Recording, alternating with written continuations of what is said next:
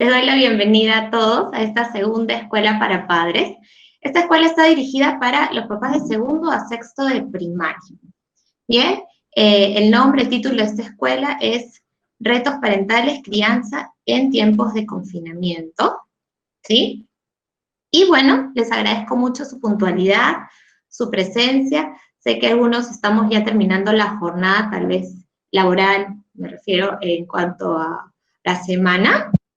Y les agradezco mucho que estén aquí a pesar del frío, ¿verdad? Porque ya se siente el frío del invierno, se siente. Así que si tienen por ahí alguna bebida caliente, algo que los pueda eh, calentar, no hay ningún problema, con confianza pueden tomarse su cafecito para que sea más ameno también este tiempo, delitemos un poquito más.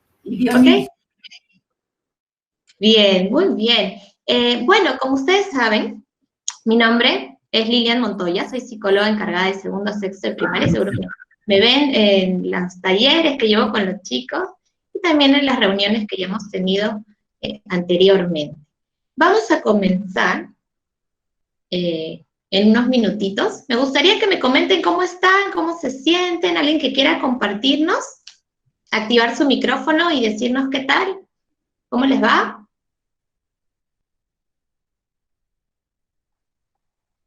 Estamos calladitos. Será el frío, digo yo, será el frío. Buenas tardes, Lili. Aquí está Roberto, también lo voy a ir presentando. Roberto es el ponente invitado el día de hoy, Roberto Mendoza. Él es orientador familiar y también de convivencia educativa. ¿Sí? Él nos va a presentar el tema del día de hoy. Roberto, no sé si quieres dar algunas palabras mientras esperamos a José Luis para la oración. Sí, bueno, saludarte a ti y saludarlos a todos. Espero que tengan una buena tarde. Vamos a tener un espacio para poder compartir. Yo estoy muy contento y muy entusiasmado para poder empezar esta presentación y poder compartir lo que he venido trabajando y preparando para todos ustedes. Espero, más allá de que les guste o no, que sea de mucha utilidad. Y ya vamos a tener un espacio para que me vayan comentando posteriormente con qué cosas se irán identificando, pero eso ya lo iremos viendo. Exactamente. Muchas gracias, Roberto. También comentarle algunas consideraciones en este tipo de reuniones virtuales, ¿no? Primero, que tenemos que tener nuestros micrófonos en silencio, ¿sí? Nuestros micrófonos en silencio para no escuchar los ruidos de las casas o interferencias. Luego, los comentarios que querramos hacer los podemos ir haciendo por el chat. En algunos momentos, Roberto nos va a pedir participar. Pueden activar su micrófono y participar o escribirlo por el chat. Y más o menos unos 10 minutos antes de terminar la ponencia, vamos a empezar a escribir, vamos a empezar a responder las preguntas que también ustedes pueden ir escribiendo en el chat, las preguntas que tengan para Roberto. ¿Sí? Entonces, ahora sí, vamos a comenzar y para eso le pido a José Luis, que pueda iniciar con la oración, que es parte de nuestra forma de comenzar un momento tan importante como este, donde estamos compartiendo sobre algo importante que son nuestros hijos, ¿verdad? Entregarle a Dios este momento también. José Luis, te escuchamos. Hola Lilian, buenas noches. Queridos papitos, buenas noches. ¿Qué tal? Qué gusto de encontrarnos una vez más y de tener este espacio para acercarnos un momentito al Señor y pedirle que abra también nuestro entendimiento, que abra cada uno de nuestros sentidos para poder recoger lo mejor de este pequeño espacio de crecimiento humano y de crecimiento también para el bien de nuestros niños, de nuestras familias. Los invito a acompañarme y decimos juntos en el nombre del Padre, del Hijo, del Espíritu Santo. Amén. Les comparto un texto bíblico, dice del libro del Evangelio de Mateo, capítulo 19. Entonces le presentaron unos niños para que les impusiera las manos y orara por ellos. Los discípulos los reprendían, pero Jesús dijo: dejen a los niños y no les impidan que vengan a mí, porque de los que son como ellos es el reino de los cielos. después de imponerles las manos, se fue de allí. Después de imponerle las manos, se fue de allí. Palabra del Señor, gloria a ti, Señor Jesús. Hemos podido escuchar cómo es este texto, ¿no? Que nos dice que los niños se acercaban para que Jesús los bendiga, los discípulos, como que les decía en muy buena onda a los discípulos, oye, no perturbes a Jesús, niños, por favor, háganse a un lado, déjenlo descansar, tranquilo. Pero sin embargo, Jesús dice esto, ¿no? Dejen que se acerquen a mí. Pero el detalle está, dice, porque de los que son como ellos es el reino de los cielos. ¿Y cómo es un niño? Pues un niño tiene la inocencia, tiene esa candidez, esa nobleza, de muchas veces no ver quizás la mala intención de las personas, sino que siempre apuesta para bien, siempre va a positivo, ¿no? En la mayoría de los casos, casi todos los niños. Entonces Jesús dice, ¿no? De los que son como niños. Ojo, no dice los que son hiperconsentidos, los que se comportan como niños, ¿no? A pesar de que tienen 40, 50, 30 y tantos años. No, de los que son como niños interiormente. Y es algo que nos toca para nosotros, ya que vamos a escuchar este compartir sobre el confinamiento, ¿no?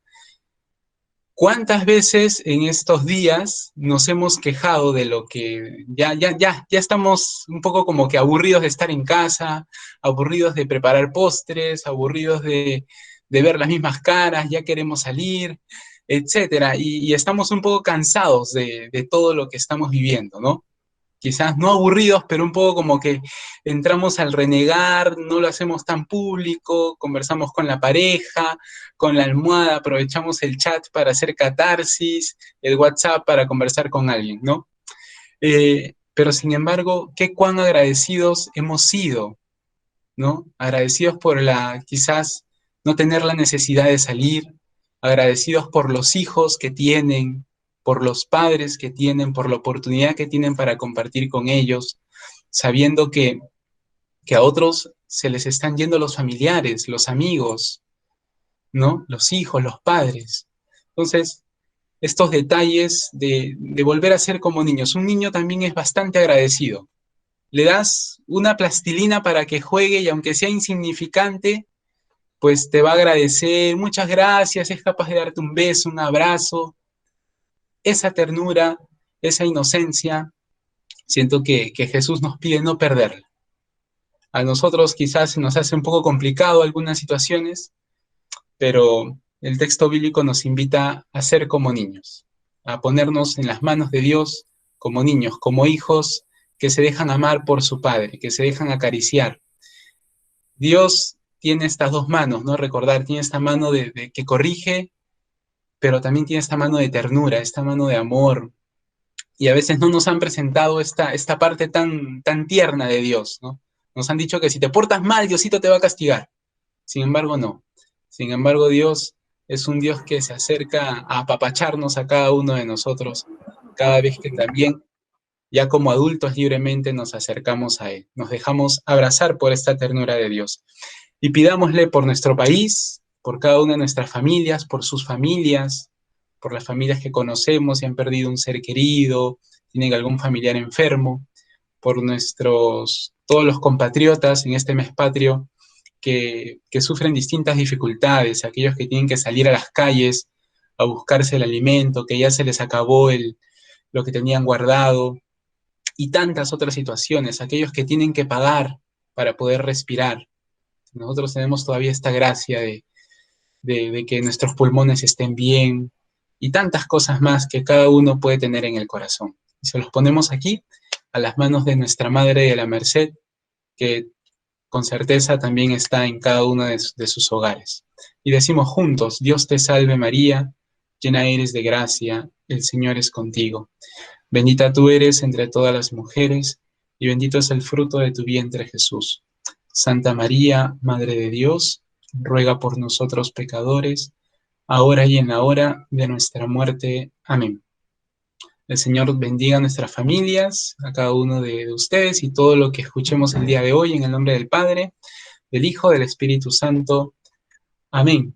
Un minutito más, regálame, Lili, para invitar también a los papitos.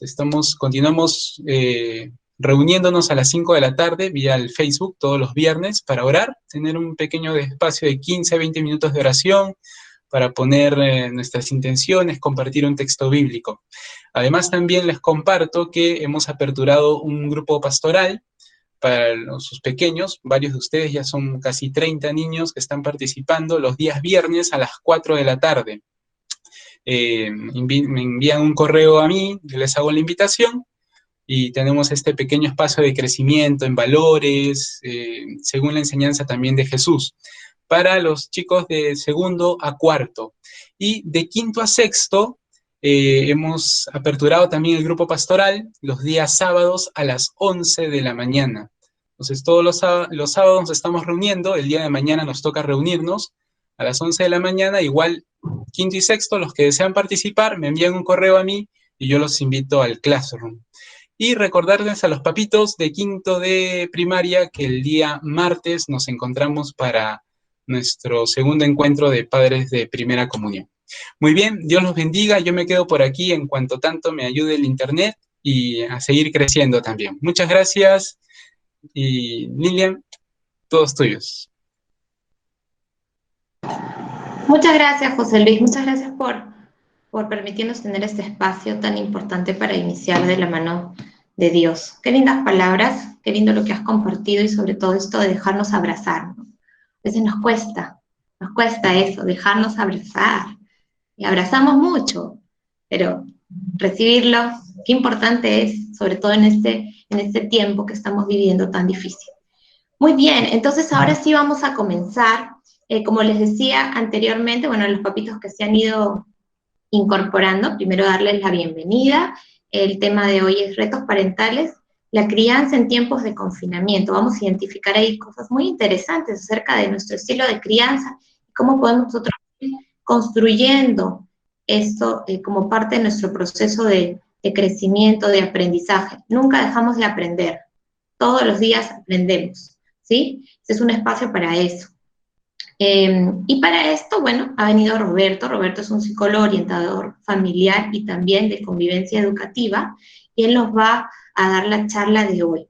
Importante, pero vamos a mantener en silencio nuestros micrófonos. Si queremos participar, hay algún momento en que Roberto nos invita a participar, podemos activar nuestro micrófono voluntariamente, dar nuestra opinión también sobre el tema que se está hablando, o escribirlo en el chat. Y las preguntas sí las vamos a ir escribiendo en el chat y unos 10, 15 minutos antes de terminar la ponencia vamos a empezar a responderlas para que sea fluida la exposición y no nos quedemos ahí en algunos temas puntuales.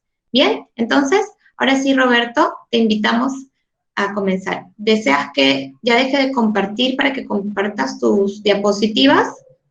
¿O iniciamos? Tú me dices con qué iniciamos. Sí, Lili, ¿qué tal? Buenas noches, buenas tardes con todos, con quienes se han ido incorporando. Sí, ahora voy a pasar a mostrar la diapositiva. Dame un segundito. Y mientras les muestro,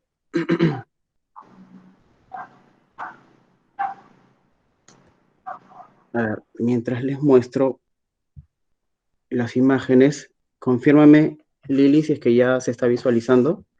Sí, sí lo estamos viendo. Ya, perfecto. Bien, lo que yo quería comentarles, bueno, en principio agradecer, ¿no? Agradecerte a ti, Lili, agradecer a la institución, las palabras que se dieron al inicio, muy importantes.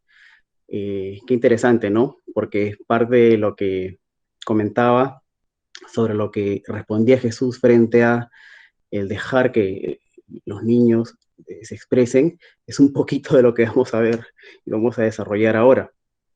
Bueno, estas circunstancias en las que nos encontramos son bastante difíciles, ¿no? Muchos sabemos por el tema, no sé, de los medios de comunicación, cómo se han venido presentando todas estas situaciones con respecto a las medidas que se han tomado, medidas de salud pública, ¿no?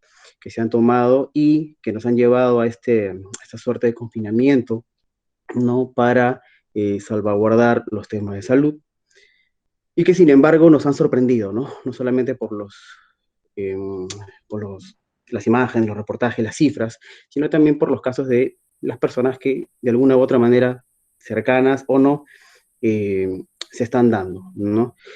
Y a pesar de toda esta situación, qué difícil se convierte revisar estos temas de crianza, ¿no? Revisar estos temas de poder ver cómo plantear la normativa en casa, la disciplina con los chicos, sobre todo con estos cambios que se han dado a consecuencia de, ¿no? El tema de que los chicos ya no vayan físicamente al aula, sino que lo estén realizando desde su casa, definitivamente nos ha movilizado y genera una serie de reacciones en nuestra parte afectiva, digámoslo así. Entonces, dado el contexto, definitivamente es un reto y un desafío, ¿no? Visualizar esta parentalidad en, en esta situación en la que estamos viviendo. Definitivamente, ya de por sí, antes de este tema de la cuarentena veníamos, ¿no? Eh, estamos, mejor dicho, en una sociedad donde hay una serie de cambios bastante fuertes, ¿no? Las transformaciones a nivel científico, de comunicación, tecnológicos, en fin, en todas las áreas, nos sobrecargan, nos embargan a veces. Y esto repercute en la emocionalidad de todos, no solamente de nosotros como adultos, sino obviamente también de los pequeños que están justamente en ese proceso de afianzar su emocionalidad y la construcción de eh, la personalidad, ¿no? En estos temas de formación, de crianza, casi todos nosotros venimos con un paradigma, ¿no? Muchos de nuestros padres y abuelos nos planteaban una disciplina a veces estricta, un poco férrea, ¿no? Donde de pronto nosotros en algún momento, no sé, teníamos que estar en silencio frente a la conversación del adulto y una serie de pautas que de pronto conformaban este paradigma que les estaba comentando, ¿no? Y que si lo ubicamos a nivel temporal, más o menos entre las décadas de los 60, 70, se ha venido dando. Sin embargo, estas cosas han ido cambiando, ¿no? El cómo se desarrollan los niños y adolescentes de hoy definitivamente no son las mismas formas en las que se daban décadas atrás. Obviamente, con esta disparidad, de pronto, como padres a veces, sí, resolvemos, atendemos, pero las situaciones pueden ponernos en jaque. Entonces es importante ir revisando un poco cómo podemos replantear estas pautas de crianza, ¿no? Y mucho más ahora en este contexto en el que nos encontramos. Tradicionalmente se pensaba, por ejemplo, que la socialización que se daba internamente en el hogar era unidireccional, ¿cierto? Los chicos de pronto aprendían una serie de pautas, valores de los padres, pero de pronto nos vamos dando cuenta de que no es así, de que en realidad hay una bidireccionalidad de la transmisión de estos valores, sentimientos, pautas sociales, porque de pronto ellos, que también interactúan con otros entornos, vuelcan en casa todo lo aprendido, ¿no? Y tenemos que estar un poco al corriente e informados para eh, poder ahí sintonizar con nuestros chicos. Revisando estas cuestiones de estos estilos de crianza, estos estilos parentales, los padres en el hogar, digo papá, mamá, cuidador, que se encuentra en casa, tienen formas y tienen estilos, ¿no es cierto?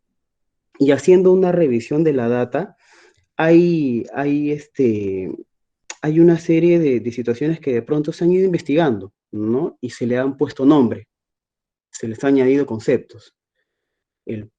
La madre o el padre en casa o el cuidador, de pronto, es un líder, ¿no? Porque está a la cabeza y tiene que tomar decisiones.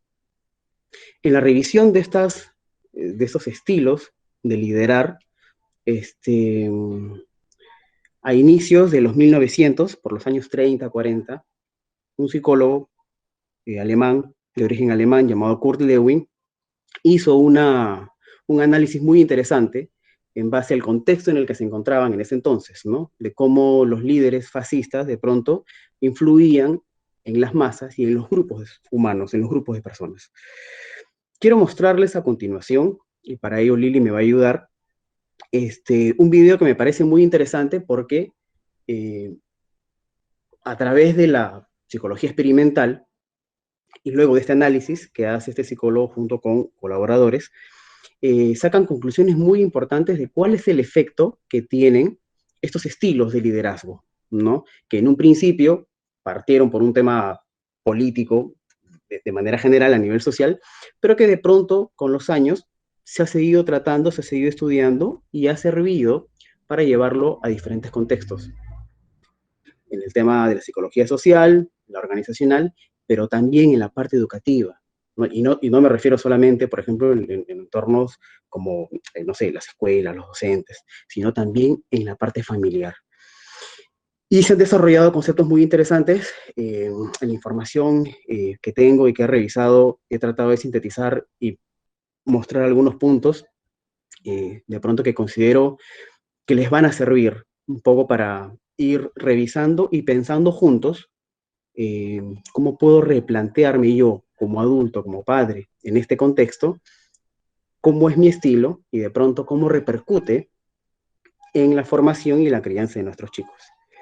Lili, a ver si me ayudas con la transmisión del video. Quisiera pedirles, por favor, mientras va colocando el video, que si tienen equipos celulares u otro tipo de artefactos en casa, pónganlos en modo silencio.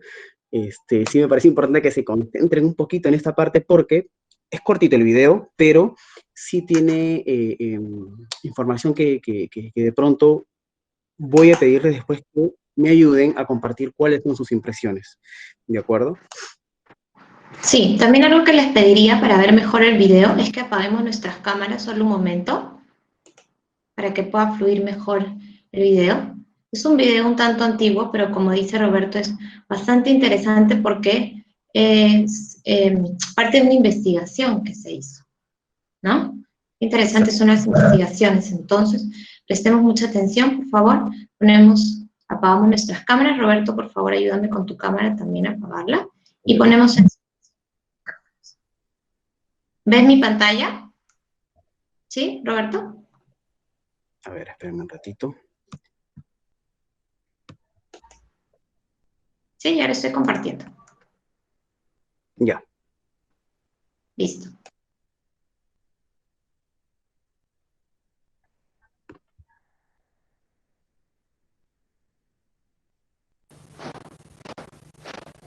Lewin y sus colegas estaban fascinados por el modo en que los dictadores eran capaces de moldear el comportamiento de los individuos vistiéndoles de uniforme, dándoles una nueva identidad como miembros de un grupo.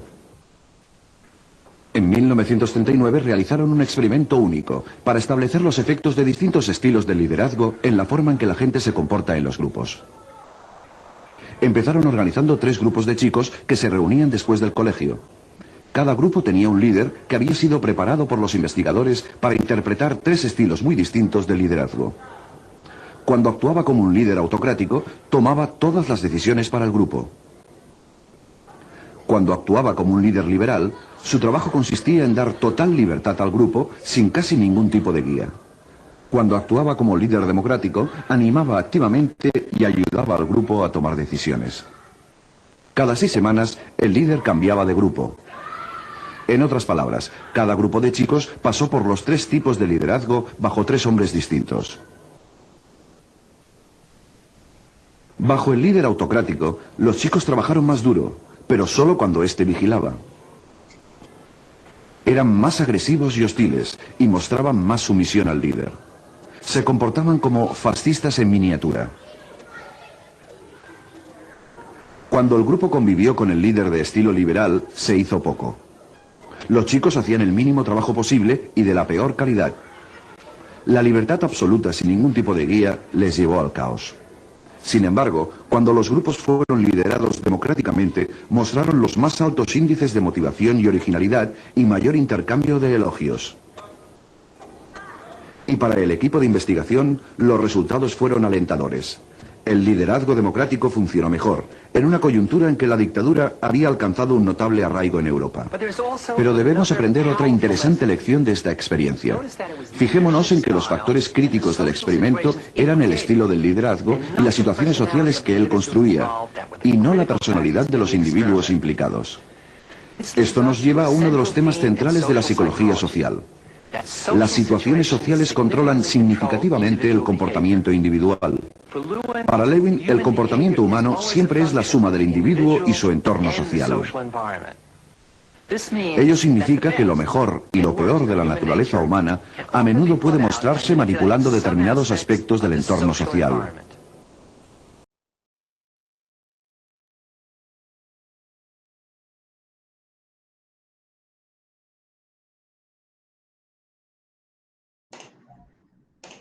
Bien, podemos ahora sí prender nuestras cámaras, si Bien. desea.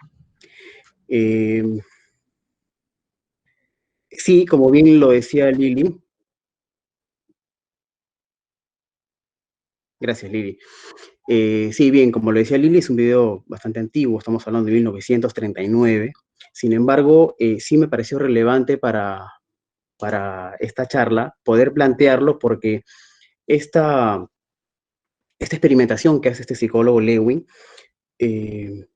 abre muchas puertas y marca un antes y un después en función a los estilos de liderazgo que ejercen y cómo esto influye en los grupos, ¿sí? Ahora, yo tengo aquí anotadas algunas cosas, pero antes de pronto de compartir algunas ideas, me gustaría, por ahí que de forma voluntaria, algunos de ustedes, de repente 2, por ahí 3 personas, puedan compartirnos un poco qué impresión les ha generado esta presentación, este video, y qué ideas, ¿no? Pueden inferir, digamos, en función a cuánto de esto puede repercutir un poco en el estilo parental y en la formación de los chicos, ¿no?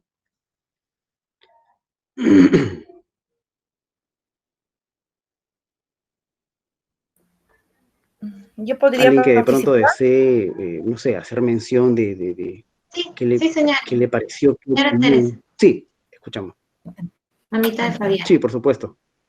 Sí, mire, qué interesante video, antiguo, pero súper, nos da un mensaje que actuar con nuestros hijos de forma democrática, o sea, haciendo unos tratos muy entre ambos, ¿no? Entre papá, mamá y los hijos, nos lleva a solucionar mejor cualquier tipo de problema que se nos presente, inclusive con las tareas, ¿no? Inclusive con las tareas cuando si una se pone muy autoritaria, que ya haz esto y tú lo tienes que hacer solo, o portarse así, los chicos realmente no reaccionan bien.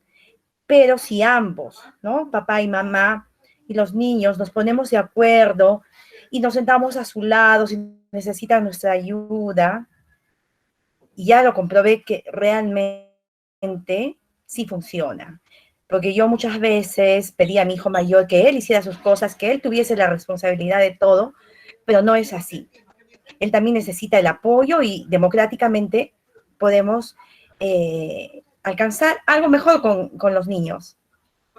Es increíble que la forma autocrática o liberal, en una de ellas, en la autocrática, vuelva a las personas sumisas.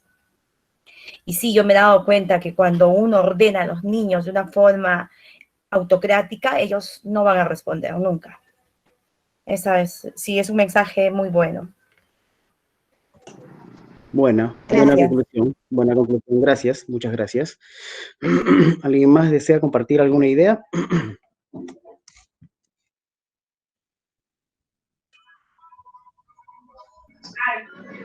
Sí, yo, Alberto Sierra Alta. Sí, Sí, me escuchamos. escuchan. Bueno, lo importante es la comunicación con los niños. Es importante hacerles entender el valor que tiene el que ellos ejecuten sus actividades, sea la tarea, obedecer, desde lo más simple hasta lo más complejo desde el punto de vista de ellos. Y otra cosa que es importante que para que nos entiendan, tenemos que utilizar las palabras que ellos conocen, no las que nosotros utilizamos normalmente. Ese es mi comentario. Sí, muy bueno, muy bueno. El poder utilizar el mismo lenguaje para sintonizar, ¿no es cierto? Y poder llegar a ellos. Bien, no sé si alguien más desea dar alguna impresión, un poco cómo es qué cosa le generó o qué idea puede obtener un poco de este mensaje, ¿no? El mensaje del video. Sí, buenas noches. Yo quería hacer un comentario.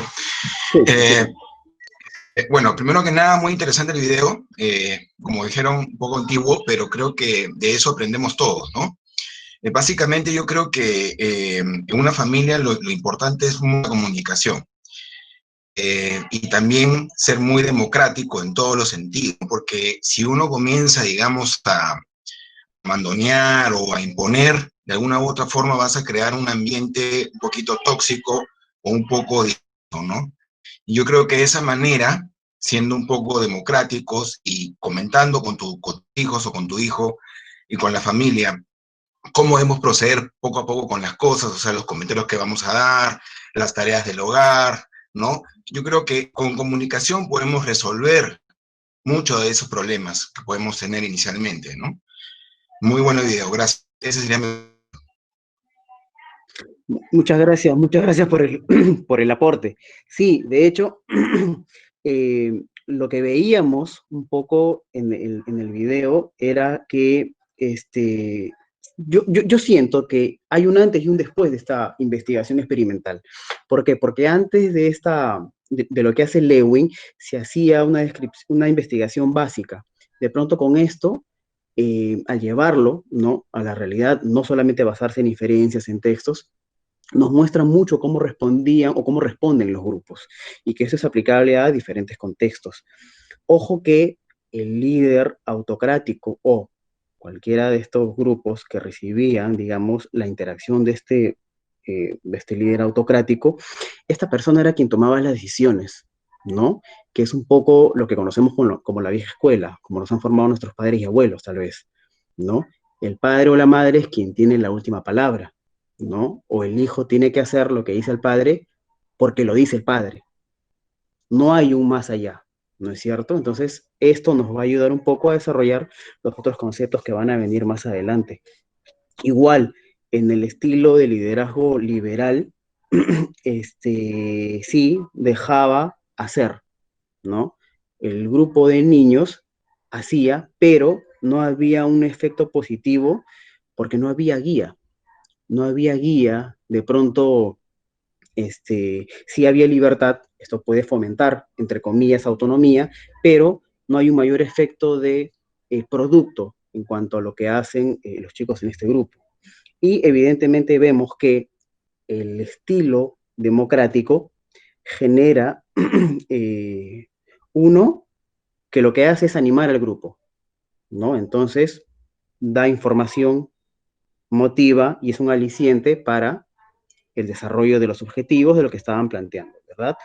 Y además ayudaba y dirigía para la toma de decisiones. Como se dice de forma coloquial, no se lo daba masticado, ¿no es cierto? Sino planteaba el hecho de pensar juntos, ayudando con pautas para que puedan, evidentemente, ellos tomar sus propias decisiones. Claramente se ve que la respuesta de los grupos es distinta con cada uno de estos estilos de liderazgo. Y hay algo que me parece importante señalar también, que independientemente de la forma de ser o de la personalidad ¿no? De quien está a cargo, digamos, del grupo de chicos, es lo que marca la pauta o lo que genera el clima es el estilo en el que se está trabajando, ¿ya? Ahora, voy a compartir un poco, a ver, Lili, ¿me confirma si es que se ve? Sí, no, yo no veo tu pantalla. ¿Ustedes están viendo las diapositivas de Roberto? ¿Las ven? No, ¿verdad? No. A ver, Ok. ahorita No, las voy tienes a que poner. volver, creo que tienes que salir y volver a compartirlo, porque lo veo como en un cuadrito, pero no compartido.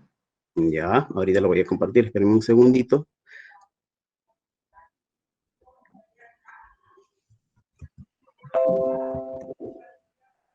No se ve. ¿Ahí se ve? Todavía. Todavía, ya, a ver. Sí, yo lo veo en un cuadrito. A ver, un ratito.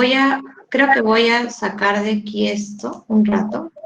Voy a sacar tu presentación Ujú. y la vas a volver a conectar. A ver, Ya, vuelve a conectarla. genial, ahorita la voy a poner. Ya, ahora sí tiene que estar. Bien, ya pueden visualizarlo, ¿verdad? Sí, ahora sí. Bien, aquí vemos un planteamiento de estilos de liderazgo parental trabajados por una autora, Baumring, en 1966. Ya vamos acercándonos un poco en el tiempo. Básicamente es un correlato de lo que habíamos visto en la presentación del video de esta investigación experimental, ¿no es cierto? Vemos tres estilos que prácticamente son los mismos. El estilo autoritario, ¿ya? El estilo permisivo y el estilo democrático. En este caso, lo que genera o lo que generaba, según esta autora, el estilo autoritario es, o lo que daba era priorizar, digamos, y dar una mayor importancia a la obediencia de los hijos, ¿no? De pronto esto limitaba el accionar de ellos. Se tenía mucho, reducía lo que es la autonomía, ¿no? Y en este caso es la idea que está al costado del concepto. Bajo el estilo permisivo, por ejemplo, que de pronto lo vemos como un concepto que es opuesto, totalmente opuesto al autoritario, el líder lo que hacía era dejaba que todo fluyera, ¿no? Esto de pronto puede generar más autonomía, o sea, los chicos toman sus decisiones por su cuenta y todo, pero al no haber control, no hay, digamos, mayor, eh, mayor producto, ¿no? No hay una consecuencia adecuada en función a las actividades que hacen o que hacían en ese momento los chicos, y que de pronto vemos que si se asume este estilo de liderazgo, las expectativas en cuanto al desarrollo no son muy altas. Ahora, también con el estilo democrático, hay un tema de que, bueno, lo que plantea la autora, ¿ya? Es que en este estilo, los padres que adoptan este estilo, se encuentran de pronto una especie entre mitad del camino entre lo que vendría a ser el autoritario y permisivo. ¿Por qué? Porque, eh, a ver, intenta, sí, controlar el comportamiento de sus hijos, ¿no es cierto? Pero esta suerte de guía y de control está acompañado de la razón, de razonar con ellos, ¿ya? Y es como les decía hace un rato, con lo que espero yo de esta presentación, que es un poco pensar juntos, ¿no? Es dar una idea, pero no es porque yo se las doy o porque sea algo que ustedes no los tengan, de hecho sí los tienen, sino que es revisemos juntos un poco qué es lo que tenemos y qué tanto provecho le podemos sacar. El estudio de este esquema, de estos tres tipos de liderazgo, fue avanzando en el tiempo y después surgieron otros autores, en este caso como McCovey y Martin, ¿ya? Que ya añaden otros dos elementos más, porque lo plantean en base a dos dimensiones. La primera dimensión, que tiene que ver con el apoyo y el afecto, y la segunda, que es el control de límites. Con el tema del liderazgo, el estilo de liderazgo democrático, se genera una suerte de confianza en la relación del padre, el padre y la madre con los hijos. Como consecuencia de ello, en el desarrollo de los niños, de los chicos, hay una buena salud mental y eso apunta también a tener un buen rendimiento. Y cuando me refiero a buen rendimiento, me refiero al buen rendimiento académico, ¿ya? Plantea el estilo permisivo de manera muy similar al esquema anterior, donde no hay restricciones, no hay límites, ¿sí? Y como consecuencia de ellos vemos otros efectos, por ejemplo, el bajo control de los impulsos. Al no tener marcos de referencia o al no establecer, ¿no?, límites para los chicos, no hay una adecuada autorregulación, no pueden interiorizar una regulación en cuanto al manejo de sus impulsos. Con el estilo autoritario también hay ciertas consecuencias que no favorecen al desarrollo de los chicos. Y en este caso, como consecuencia de ello, podemos ubicar los problemas emocionales, ¿no? Aparte de la dificultad que van a tener a posterior para interactuar con el grupo par, o sea, con compañeros, amigos, ¿no?, de edades similares, y que esto conlleva a que después haya unas dificultades en cuanto a la adaptación a nivel social. El concepto que se añade, a diferencia de la referencia anterior, es el estilo parental negligente. Y lo que vemos aquí es que es una suerte de combinación del estilo permisivo y autoritario, ¿no? En el estilo parental o en el estilo de liderazgo parental negligente, en realidad hay dos cosas. Se deja hacer, ¿no? Y de pronto llega un punto en el que ya las cosas se salen y tiene que ser bastante vertical, ¿no? Por eso se habla de que es una mezcla entre el estilo permisivo y autoritario. Y obviamente las consecuencias en el desarrollo de los chicos no son las más adecuadas, ¿no? Evidentemente apunta a un bajo rendimiento, apunta a dificultades o problemas emocionales en el desarrollo de los niños y adolescentes, y además, junto con el autoritario, como consecuencia, pueden convertirse estos chicos en población de riesgo con el tema de consumo de sustancias como alcohol y otras drogas, ¿no? Entonces, tomando en cuenta esto, los conceptos se han ido desarrollando y vemos que la consecuencia o el efecto de la aplicación de un estilo de liderazgo democrático es el que trae mejores consecuencias en el desarrollo de los chicos. Es por eso que, al revisar este estilo parental democrático, lo que vemos es que, como conclusión, ¿no?, se ha considerado el más adecuado para que niños y adolescentes puedan ellos mismos, ¿no?, internalizar las normas y tener un adecuado autocontrol, aparte de generar una mayor estabilidad a nivel afectivo, ¿no?, en cuanto al aspecto psíquico y emocional.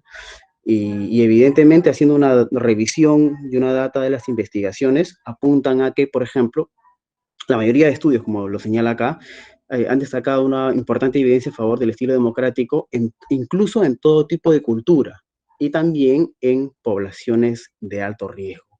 Ahora, hay una situación que por ahí se ha presentado porque, a pesar de que la evidencia, digamos, al revisar las investigaciones, demuestran que este estilo parental democrático tiene mejores consecuencias en el desarrollo de los chicos, lo que se ve es que al tomar como referencias sobre cuál es el estilo que más les parece adecuado para algunas familias, una encuesta que se hizo, por ejemplo, en España hace unos años atrás, se inclinaban por el estilo liberal, ¿no?, donde dejaban hacer y que de pronto los chicos y las chicas tengan mayor autonomía, ¿no? Cosa que resulta así, pues, un poco contradictorio. Ahora, de pronto esto también tiene que ver con la opinión de algunas personas, algunos padres o familias que consideran que el estilo democrático, los hijos adquieren mayores privilegios y, como señala acá, no hacen, entre comillas, hacen lo que quieren, ¿no? Algunos consideran de que no hay una exigencia y no hay un control. Y este autor mencionaba o citaba esta idea, ¿no?, Palacios. definitivamente, puede haber una confusión allí, porque de pasar a un estilo autoritario, un poco más vertical, al tratar de llevar un estilo democrático, por ahí que en algunas ocasiones no han sido llevados de la mejor manera.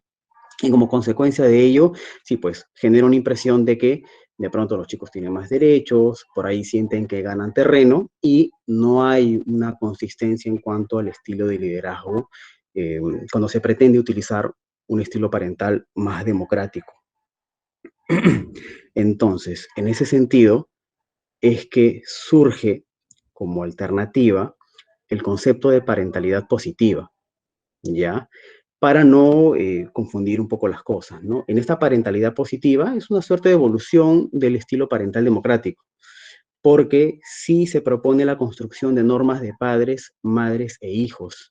No es un tema unidireccional, no es que el padre o la madre viene y dice, esto es lo que tienes que hacer, sino hay cosas sí que no son negociables, pero son algunas normas en casa que se van a tomar de manera conjunta, dando evidentemente también el protagonismo a los chicos, pero sobre todo comprometiéndolos para que después el cumplimiento de los deberes, digamos, o las cosas que corresponden, eh, sean parte de lo que ellos pueden ofrecer o la manera en la que ellos responden frente a esta situación donde no es una imposición por parte de los padres.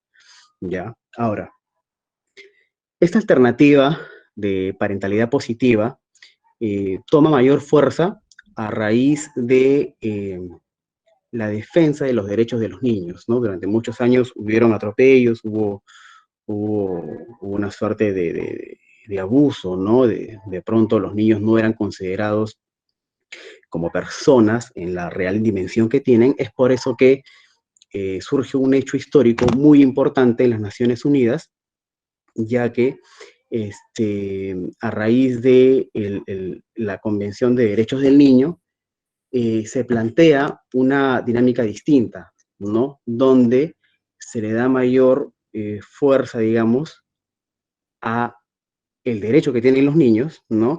Y sobre todo el ejercicio de la no violencia, ofreciendo el reconocimiento y la orientación que necesitan para el desarrollo de los niños y niñas, ¿ya? Y como dice acá, o como registra acá el autor, es, dice, se ofrece, ¿no? Ofreciendo el reconocimiento y la orientación necesaria sin dejar de incluir el establecimiento de límites que permitan el pleno desarrollo del niño y el adolescente. Esto pone a colación la fuerza que debe tener el control parental, ¿no? Basado, ojo, en el apoyo, no en el autoritarismo, sino en una apuesta de afecto, el diálogo, la cercanía con los chicos. Por ahí hace un rato con el tema del video mencionaron poder tener un lenguaje en el que puedan acceder a los chicos, ¿no? Y evidentemente esto ayuda a sintonizar y a tener una relación mucho más cercana, ¿no? En ese sentido, la parentalidad positiva no es permisiva, no es que dejes hacer. Sí respetas la condición y los derechos de los niños, pero al mismo tiempo vas estableciendo límites, vas estableciendo pautas, porque si de pronto no hay un establecimiento claro de las normas, no solamente hay un tema de que ellos no van a poder después generar una autorregulación, que es la que van a ir desarrollando, para poder desempeñarse en los diferentes roles, ¿no? Como amigo, como compañero, como estudiante, en la realización de labores académicas, sino en todos los otros entornos en los que se va a desarrollar. Y evidentemente eso tiene que ser acompañado y guiado por el adulto para potenciar sus cualidades. Ahora, vamos a revisar algunos principios básicos de esta parentalidad positiva. ¿Sí? A ver, tenemos aquí, por ejemplo, vínculos afectivos cálidos. Estos funcionan ya como una barrera de protección, donde de pronto ayuda a contener, ¿sí? Y a generar sentimientos positivos, ¿ya? En ese sentido, se podía promover el fortalecimiento de los vínculos para generar una mayor estabilidad y que de pronto esto les sirva a los chicos para que después, ya evidentemente en su vida adulta, pueda establecer lazos afectivos mucho más cálidos y donde pueda sintonizar también afectivamente con la descendencia, ¿no? Ahora, lo que les comentaba hace un ratito, ¿no? El entorno estructurado. Un principio básico de la parentalidad positiva es que haya una guía y una orientación, ¿no? Que de pronto los chicos sientan que el padre y la madre o el cuidador, como muchos de ustedes, evidentemente estén ayudando, apoyando y dando la pauta, ¿no? Para promover no solamente las normas o la disciplina que se pueda llevar en casa, sino también el tema de los valores que se van transmitiendo. Ahora, otro principio tiene que ver con el tema de la estimulación y el apoyo, ¿no? El hecho de reconocer, por ejemplo, los logros o las cualidades de los chicos contribuye mucho a una mayor estabilidad, contribuye mucho a que de pronto sientan la confianza de que pueden lograr más cosas. No tanto resaltando de qué tan inteligentes son, ¿no? O qué tan altas notas pueden sacar, sino de estimular el empeño, el esfuerzo, porque finalmente, cuando las situaciones de repente más adelante se pongan no tan fáciles, y no siempre tenga éxitos, ¿no? Logrando algunas cosas, lo que sí va a ponerse a prueba, digamos, o va a tener mayor efecto es la perseverancia y la constancia que en su momento fue estimulada, ¿no es cierto? Ahora, otro de los principios básicos también tenemos es el tema de la capacitación, ¿no? Donde se apunta a desarrollar, por ejemplo, ¿no? Las competencias que tienen en los diferentes entornos. Pero estas competencias no solamente en cuanto a qué tanto saben de matemática, qué tanto saben en ciencias o comunicación, sino también qué tanto pueden ir desarrollando sus competencias a nivel social, ¿no? Esas competencias de interacción social, de poder establecer diálogos, de desarrollar habilidades sociales, por ejemplo, ¿no? Y tenemos también el tema de la educación sin violencia, que es evidente que cuando hay una formación, una pauta que de pronto, como se daba en el estilo parental autoritario, ¿no? Venía no solamente una normativa eh, muy fuerte, muy marcada, muy vertical, que incluso terminaba con situaciones de agresión, que definitivamente a veces han servido de modelo y que de pronto ellos terminan, reflejándola en sus interacciones, ¿no? Entonces, apostar por una educación sin violencia es ayudar a que de pronto ya no tengan estos modelos de comportamiento inadecuados, sino que se parta por fortalecer las cualidades y que éstas ayuden a que de pronto, si es que hubo un error o una situación en la que el impulso les ganó, ¿no? Y termina, por ejemplo, agrediendo o descargando su ira, su enojo de esa forma, de pronto tengan una alternativa de cómo expresar la emoción, de cómo van expresando la emoción y que de pronto sea la forma en los que ellos después van canalizando sus emociones y ya no respondan, digamos, por impulsividad, ¿sí? Ahora, hay algunos puntos que también complementan un poco que también complementan el tema de los principios, que tiene que ver con los recursos parentales. Hay algunos en los que me voy a explayar un poquito más, principalmente, por ejemplo, con lo que es la autogestión emocional, que, bueno, yo lo he denominado así porque tiene mucho que ver con el hecho de cómo nosotros, desde nosotros mismos, vamos conociendo nuestra emocionalidad, nuestras reacciones, la manera en que vamos gestionando nuestras emociones, que no es fácil, pero independientemente de los hechos externos, cómo nosotros vamos pensando y cómo vamos interpretando lo que ocurre y de pronto cómo vamos gestionando estas emociones para que aquellas que en algún momento nos llevan a una situación mayor, por ejemplo, como una tristeza prolongada, ¿no? Puede llevar, en casos extremos, una persona, por ejemplo, a sufrir un episodio depresivo, claro, evidentemente sin llegar a este extremo, pueda ir gestionando sus ideas, sus pensamientos, cómo interpreta lo que ocurre en el entorno y que de pronto esto no te limite a realizar ciertas funciones. Y para ello, en realidad, esta parte que la plantea estos autores, Salovey y Mayer, es más conocida como inteligencia emocional. Muchos de ustedes seguramente lo han escuchado.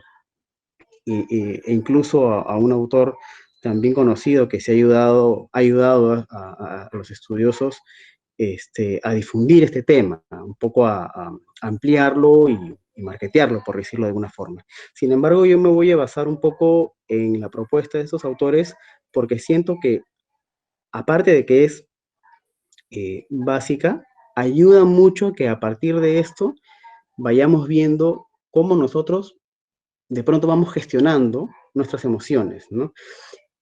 Estos autores, por ejemplo, planteaban 4 aspectos muy importantes. El primero tiene que ver, por ejemplo, con la capacidad para percibir y expresar emociones propias y ajenas. O sea, primero, darme cuenta, ¿no?, de qué es lo que estoy sintiendo. ¿Qué es lo que estoy sintiendo? Y ya lo que a veces es muy difícil de hacer y que incluso se entrena, ¿no?, en cuanto a intervención, por ejemplo, en desarrollo emocional, que es el ser conscientes y ponerle un nombre a mi sentimiento o a mi emoción, ¿sí? Entonces, para poder percibir estas emociones, ¿no?, y para poder expresarlas, primero tengo que identificarlas, ¿no? Y para ello hay todo un proceso. Otro concepto que plantean es la habilidad para usar las emociones y que facilite el pensamiento. ¿Cómo así? De repente se preguntarán algunos. A veces sucede que cuando hay una situación que de pronto no podemos resolver, que de pronto nos genera mucha ansiedad, sentimos que la emoción nos embarga, ¿no es cierto? Y si es para un chico, por ejemplo, no, hay algo que no le gusta, bueno, ahora no, pero pasaba en el salón, de repente enojado, fastidiado, reaccionaba enojado, molesto, fastidiado, y de pronto resolvía de repente por impulso o contenía y de repente llegaba a la casa y lo exteriorizaba en llanto. ¿Cómo esta capacidad de usar las emociones para que facilite el pensamiento se puede aplicar? Y en este caso voy a plantearlo en el ejemplo con un adulto, por ejemplo, ¿no? Ocurre una situación y de pronto no sabemos cómo resolver. Nos angustia mucho, ¿sí? Y nos quedamos a veces un poco impávidos y no sabemos cómo resolver en ese momento. En la medida que yo voy reconociendo, ¿no?, que era la habilidad anterior, la capacidad para percibir y expresar las emociones, en la medida que yo voy percibiendo qué emoción tengo, voy, como se dice coloquialmente, pensando, ¿no?, con cabeza fría las cosas, y de pronto esto me ayuda a ver las cosas con mayor claridad, ¿no? Y poder resolver ante la situación de una manera mucho más efectiva. En este caso, cuando nosotros reaccionamos de esta manera frente a una situación que nos genera mucha ansiedad o mucho estrés, a veces no podemos resolver, ¿no? Pero si nosotros vamos gestionando, ¿sí?, y vamos despejando, por decir así, la mente, podemos tomar decisiones mucho más oportunas, ¿no?, en el momento que realmente se necesita. Otra capacidad que planteaban estos autores es la capacidad para entender emociones, el lenguaje emocional y signos emocionales. Es bastante interesante esto, incluso hay tópicos bastante amplios para abordar este punto. He querido sintetizarlo un poco solamente en esta idea, porque es muy importante poder ver cuál es la emoción que puede experimentar la otra persona. Es decir, un padre, una madre, un cuidador que interactúa con los chicos, con sus hijos, con su hija, y de pronto, y ustedes se dan cuenta porque ya les ha pasado seguramente, eh, sienten que un día llegó a casa o estando en casa, como es el contexto en el que estamos ahora, y de pronto hay algo que es diferente, un gesto. Entonces, el tema de interpretar el lenguaje emocional y los signos emocionales, es decir, lo que podemos ver incluso antes de que ellos los puedan expresar, sirve mucho para poder poner el escenario y plantearlo de tal forma de que de pronto este niño o esta niña va a sentir que tiene el espacio para poder expresarlo. Entonces esta capacidad es muy importante porque hay que tomar en cuenta que la comunicación no solamente es verbal, es más, se habla, voy a poner una cifra aproximada, ¿no? Que un 15, un 20% de la comunicación es hablada, ¿no? El otro grueso, ¿no? De la comunicación es dividido en dos partes, ¿no? El tema paralingüístico, desde lo que es la entonación, el ritmo, la fluidez en el habla, hasta el otro aspecto que tiene que ver con la lectura de los gestos y las emociones, ¿no? El rostro tiene muchos músculos y hace una combinación distinta de ellos para expresar una serie de emociones que toma un tiempo, pero uno puede aprender a interpretar y ayuda mucho a ir sintonizando con las personas y evidentemente esto ayuda muchísimo, muchísimo en la interacción y este recurso emocional para trabajarlo con los chicos, ¿no? Y vincularse con ellos. Y ya la última de esta parte, ¿no? La última capacidad de la autogestión emocional, que sería la regulación de emociones. Esta parte ya definitivamente es mucho más, es mucho más compleja, ¿no? Es mucho más compleja porque es uno estar abierto un poco a dar lectura de cuáles son los estados emocionales, ¿no? Antes se denominaban emociones positivas y emociones negativas, pero en realidad no hay emociones buenas ni malas, son emociones simplemente, solo que se mencionaron de esa forma porque nos ayudan a agruparlas, ¿no? En aquellas emociones que no nos ayudan, no nos hacen sentir bien, como el enojo o en su sobredimensionado o mucho más intenso que vendría a ser la ira, o la tristeza, ¿no? Que de una manera constante cambia el estado de ánimo, puede generar otras cosas, ¿no? A diferencia de otras emociones como de repente la sorpresa o la alegría, ¿no? Que son o eran denominadas positivas, pero que evidentemente nos ayuda, ¿no? A tomar de repente eh, las cosas con más tranquilidad, con más calma, poder disfrutar de las cosas que hago y en diferentes contextos, ¿no? Y esta capacidad de regulación de emociones involucra el hecho de no solamente ser consciente de estas emociones, sino también o ser consciente de la transición de estas emociones, sino también de procesarlo de tal forma que uno puede cambiarlas. Porque, como les mencioné hace un ratito atrás, mucho tiene que ver cómo yo voy interpretando los eventos externos, ¿no? Para evidentemente internamente, transformar este estado ansiógeno que tengo, este estrés que tengo, ¿no? En un estado de repente de calma y de mayor sosiego, como para ver las cosas con más claridad, ¿no? Ya sea para disfrutar los momentos en familia, para poder disfrutar las interacciones que tenemos en casa, con los hijos, con la pareja, y también para situaciones que son claves, ¿no? Como por ejemplo el tema de la toma de decisiones de algo que no es cotidiano, sino de algo que es importante, ¿no? Que de pronto va a repercutir en cómo se van a dar las cosas después en el mismo entorno familiar. Entonces, definitivamente esta última capacidad ya vendría a ser como una especie de resumen o agrupación de las otras en las que ya hay un mayor dominio para llegar a cambiar los estados emocionales. Otro recurso parental que también es importante tomarlo en cuenta es de las expresiones afectivas. Ustedes de pronto pensarán, bueno, sí, resulta obvio, ¿no? Pero en la práctica lo que se ve es de que no a todas las personas se les hace fácil poder exteriorizar sus sentimientos y emociones, ¿no?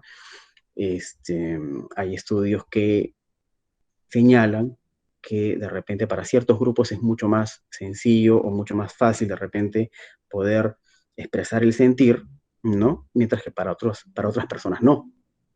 Por ejemplo, por un tema de paradigma, ¿no? Cultural, a veces algunas mujeres, por ejemplo, pueden exteriorizar con mayor facilidad lo que sienten, ¿verdad? Sin embargo, los hombres no. No siempre, digamos, ¿verdad? Cuesta, a veces cuesta. Para algunos de repente, por ahí ustedes se darán cuenta en la misma interacción de la familia, incluso algo que se extraña mucho, ¿no? Estas reuniones o encuentros con las familias, cuando es su cumpleaños o algún evento similar, te encuentras con la familia y de repente el niño que va y saluda a los tíos, no todos tienen la misma forma de interactuar, ¿no? Y es bueno de pronto romper con este paradigma, ¿no? En el que de repente algunas personas no pueden exteriorizar lo que sienten, así sea algo que puede resultar incluso vergonzoso, ¿no? Como esta famosa frase que a veces se daba, no sé si ahora se da, por ahí que algunos chicos se los he escuchado en algún momento, pero, por ejemplo, dicen, los niños no lloran, ¿no? Entonces, con esto esto que es parte del entorno cultural, de pronto te va marcando la pauta de cómo incluso las expresiones afectivas se ven limitadas, ¿no? Y como recurso parental, evidentemente, existe una necesidad y reconocimiento del entorno familiar. Y esta se da a través de la expresión de estos afectos. Y una representación básica es la caricia. Y la caricia, ojo, que no es necesariamente el contacto físico, ¿no? Porque puede ser físico, como un abrazo, ¿no? Un beso, sino también de forma verbal, que influye de manera directa o indirecta en las personas del entorno familiar, ¿no?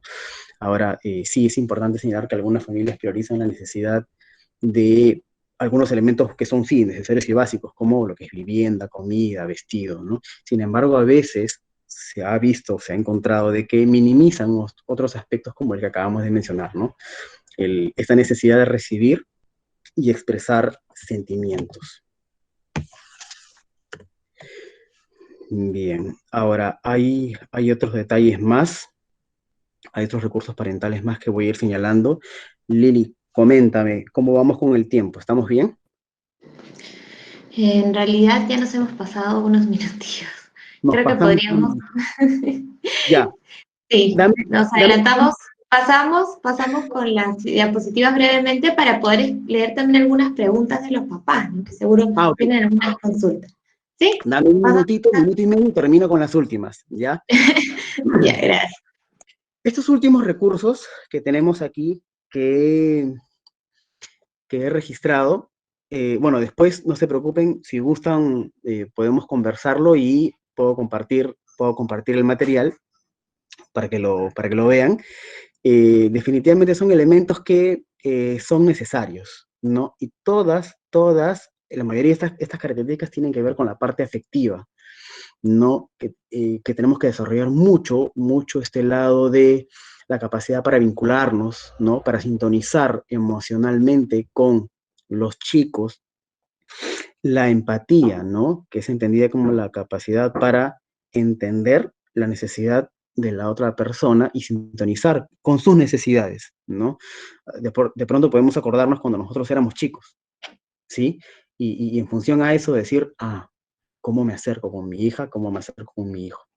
Es fácil cuando estamos tranquilos conversando, pero de pronto, cuando hay un llamado de atención, porque es necesario poner límites, ¿cómo podemos hacerlo? ¿No? Ahí ya nos vamos dando una idea. Hay otros recursos que tienen que ver con la parte educativa, que esto ha sido clave estos últimos 3 meses, por poner un cálculo aproximado, donde evidentemente este recurso parental, este recurso que tienen los cuidadores, padres y madres, y lo que señala aquí, ¿no? El control y supervisión del comportamiento a través de la comunicación. Es muy importante apoyar y estimular el tema del aprendizaje, contribuir con los chicos ayudándolos a planificar tareas y ya cuando sean un poco más grandes, ¿no? Orientarlos hacia el futuro. La agencia parental. Es importante, aquí es bastante clave, porque es importante que haya una sintonía muy fuerte, que puedan consolidar esta sintonía entre los padres, antes de la misma interacción con los chicos incluso.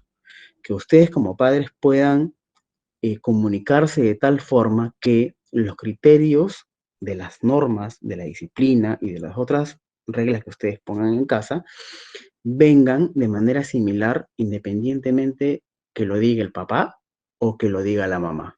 Porque a veces ocurre esto, ¿no? No hay un acuerdo y de pronto el hijo o la hija, muy audaz, se da cuenta que mi mamá no me da permiso o no me deja estar tiempo con la tablet, pero puedo acudir con mi papá y ahí saco una ganancia secundaria, ¿no? Por eso, antes de llegar a eso, para evitar este tipo de situaciones, es importante consolidar esta agencia parental. Y este último punto, rapidito lo voy a mencionar. Todas las personas tenemos capacidades y cualidades, pero no somos superhéroes, no podemos siempre con todo. Entonces, es muy importante el apoyo externo, la búsqueda del apoyo social, ¿no? Saber que contamos con personas significativas, ojo, que nos ayudan a complementar el rol parental, ¿sí? Más no sustituirlo o devaluarlo. Y cuando digo sustituirlo, pongo el ejemplo de los abuelos, por ejemplo, ¿no? O devaluarlo porque cuando ocurre una situación crítica o difícil, el sentimiento de culpa aumenta y de repente no te permite, como padre, como madre o cuidador, ver las cosas con mayor claridad, ¿no es cierto? Y lo que haces es devaluarte, decir, fue mi culpa, no vi esto, ¿no? Es por eso que es importante la búsqueda del apoyo social. Y ese es como el entorno más cercano. Pero también se puede considerar el soporte de instituciones ante algunas dificultades, ya sea personales o con los hijos, ya sea la confianza con los profesionales que ofrecen apoyo y ustedes los tienen con el tutor, con la tutora, ¿no? Con la psicóloga del colegio, por ejemplo, ¿no? O alguna otra persona que las pueda orientar, ¿no? Como un sacerdote. Y también, evidentemente, esto incluye a los profesionales que ayudan a abordar algunas situaciones ya que lo ameritan desde el punto de vista, digamos, técnico y a nivel terapéutico. Aquí básicamente tenemos algunas ideas que resumen a modo de conclusión un poco lo que hemos ido revisando, ¿no? Hemos visto que la aplicación de un estilo de liderazgo democrático en el hogar tiene consecuencias positivas en el desarrollo de los hijos y el entorno familiar. Sí, favorece un buen clima en el hogar. La parentalidad positiva significa acompañar y orientar sin dejar de lado el tema de los límites. No olvidemos que los límites son importantes. Hay que marcarles la pauta, no solamente porque los ayudan a ellos a interiorizar reglas que a esta edad, niños, adolescentes o ya grandes, las van a encontrar en todos lados, sino que además esto los ayuda y los contiene a nivel emocional también. Les da seguridad el establecimiento de límites, el que tengan las pautas bien marcadas, ¿no? ¿Qué es lo que dice el tercer punto? Ahora, el tema afectivo, el vínculo. Vincúlate con tu hijo, vincúlate con tu hija. Es muy, muy, muy importante y se los comento ahora. Bueno, y Lili también me imagino que coincidirá conmigo, ¿no? El hecho de que aprovechen ahora que son niños, ¿no? Y me refiero a los papás que tienen chicos en segundo, tercer, cuarto grado, por ahí quinto, porque en estos momentos es cuando los chicos los ven a ustedes con mayor, con un estatus muy alto. Cuando viene la adolescencia y desde la pubertad incluso, hay una búsqueda de la independencia, de incluso de formar su propia normativa. Entonces, la imagen que tienen de ustedes como superhéroes ya no va a ser así. Así que aprovechenlos ahora, vincúlense ahora, acérquense ahora, mantengan la comunicación que tienen con ellos. ¿Sí? Sin invadir, claro, pero sí es importante esta comunicación y este vínculo afectivo. Y ya para terminar, como adultos, todos los adultos, mucho más los padres y cuidadores, somos modelos de interacción social, ¿sí? De todas maneras, las formas de comportarse y de actuar de nuestros hijos en otros entornos van a tener como pauta siempre la forma en la que nosotros actuamos. Somos modelos de interacción social. El primer espacio de formación social es en el hogar. Así que es importante que primero, de pronto, podamos mirar internamente, ser conscientes de cómo yo estoy actuando. Ya dependerá, ¿no? Mi conciencia puede estar tranquila o de repente no, y que no nos deje invadir el sentimiento de culpa si por ahí me equivoco, sino que más bien esto me permita tratar de ver con mayor claridad las cosas, ¿no? Y decir, uy, sí, esto no fue adecuado, ¿no? Si yo hubiera sido chico, de pronto no me hubiese gustado que me lo digan de esta forma, ¿no? Entonces, una autocrítica siempre es importante para poder ser el modelo o el ejemplo que ellos van a necesitar para poder desempeñarse en el futuro lejano y, ¿por qué no, también cercano?